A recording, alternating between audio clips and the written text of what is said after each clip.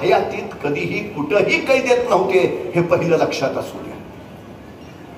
काय काय सांगतात ते कैदेत होते म्हणून तर शिवछत्रपतींच्या निधनावेळी आणि राजाराम महाराजांच्या लग्नावेळी शंभूराजे उपस्थित नव्हते. ते शिवछत्रपतींच्या निधनावेळी आणि राजाराम महाराजांच्या लग्नावेळी उपस्थित नव्हते. याचं कारण ते कैदेत होते हे नव्हे तर ते बुर्हानपुराच्या स्वारीत लढण्यात गुंतले होते हे आहे, हे लक्षात घेतलं पाहिजे. आणि लढणाऱ्या व्यक्तीला कुणाच्या आजाराची किंवा कुणाच्या लग्नाची बातमी कळवली जात नाही. आता समजा संभाजी महाराज बुर्हानपूरला शत्रूशी लढतायत आणि त्यांना राजाराम महाराजांच्या लग्नाची बातमी मिळाली, मग शंभूराजे शत्रूला असं म्हणणार आहेत का जरा एक आठवड्यावर थांबूया का युद्ध, नाही जरा बंधूंचं लग्न उरकतो मग येतो मग राहिलं लढू. अरे कसं होईल? साधारण मार्चच्या शेवटच्या आठवड्यात शंभूराजे परतले, पन्हाळ्याला आले. पण त्याच वेळी रायगडावर शिवछत्रपतींची प्रकृती बिघडली. पण त्याच वेळी रायगडावर एक कुटील डाव आखला गेला. शंभूराजे स्वबुद्धीनं चालणार, शंभूराजे स्वतः निर्णय घेणारे, शंभूराजे धर्मपंडित, शंभूराजे संस्कृत ज्ञानी, हे शंभूराजे शिवराय असतानाच आपल्याला जुमानीत नाहीत. आता तेच जर छत्रपती झाले तर या स्वराज्यात आपली किंमतच राहणार नाही अशी भीती काही मंत्र्यांना वाटली आणि काहीही करून शंभूराजे गादीवर येताच कामा नयेत यासाठी त्यांनी डाव टाकला. सोयराबाईंना सांगितलं राजाराम महाराजांना मंचारोहण करायचं, पण राजाराम महाराजांचा मंचारोहण व्हायचं असेल तर शंभूराजांना कैद केलं पाहिजे.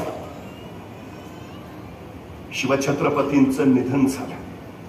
धर्मशास्त्र असं सांगतं राजाचा देह दहन करण्यासाठी आधी नवा राजा करावा लागतो. नवा राजा केल्याशिवाय मृत झालेल्या राजाचा देह दहन करता येत नाही. त्यामुळं महाराजांच्या अंत्यविधीसाठी राजाराम महाराजांचं मंचकारोहण केलं गेलं. पण त्याच वेळी रायगडावरच्या मंत्र्यांनी सोयराबाईंना पोलीस ठेवलं आणि कराडला असणाऱ्या हंबीरराव मोहितेंना निरोप पाठवला, शंभूराजांना कैद करायला जायचं आहे, आपण ससैन्य तयार राहा. हंबीरराव मोहिते म्हणले मी तयारच आहे, तुम्ही या.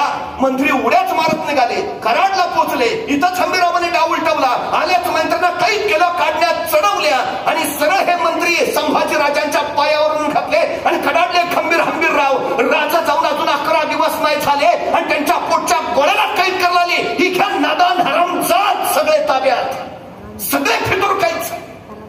पण याच वेळी शंभूराजाने हंबीरराव मोहितेंना विचार, मामासाहेब राजाराम महाराज आपले भाचे गादीवर येत असताना आपण त्यांच्या पाठीशी उभा राहायचं सोडून आपण आमच्या पाठीशी कसे?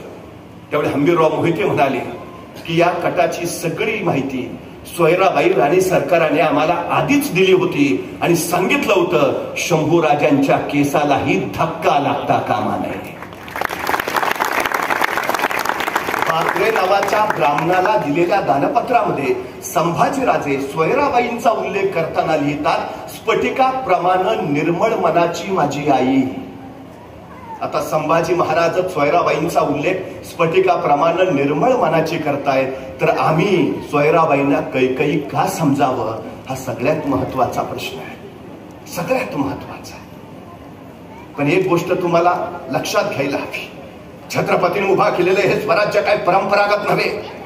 असंख्य मावळ्यांच्या शौर्यावर आणि छत्रपतींच्या पराक्रमावर उभा राहिलेलं हे लोककल्याणकारी राज्य आहे. हे पिढ्यानपिढ्यांचं नाही, हे आपल्या पोराबळांना राज्याधिकार देता यावेत म्हणून उभा केलेलं राज्य नाही, तर रयतेच्या डोईवर सुखाचं छत्र ठेवावं यासाठी उभा केलेलं राज्य आहे. आणि याची जाणीव सोयराबाई महाराणी सरकारांना सुद्धा आहे. प्रत्येकाने या स्वराज्यासाठी आपलं जे जे योगदान देता येईल ते योगदान दिलेलंच आहे, ही सगळ्यात मोठी वस्तुस्थिती. नाहीतर संभाजी राजांच्या मृत्यूनंतर आपल्याला वाटत असत राजाराम महाराज तख्तावर बसले, अजिबात नाही, अजिबात नाही. राजाराम महाराज कायम सांगत राहिले, राज्य संभाजी पुत्र शाहूंच, मी फक्त विश्वस्त. एक भरत आम्ही बघितला होता रामायणामध्ये, दुसरा भरत आम्हाला दिसतो शिवायनामध्ये राजाराम महाराजांच्या रूपाने. राज्य लोकांचं, लोकांच्या कल्याणाचं, यासाठीच इथला प्रत्येक जण झटतो आहे, हे आम्ही लक्षात घ्यायला हवं, सगळ्यात महत्वाचं. आणखीन एक आरोप, संभाजीराजे दिलरखानाला जाऊन मिळाले, छत्रपतींचा पुत्र मोगलांच्या कळपात दाखल झाला. वस्तुस्थिती काय आहे?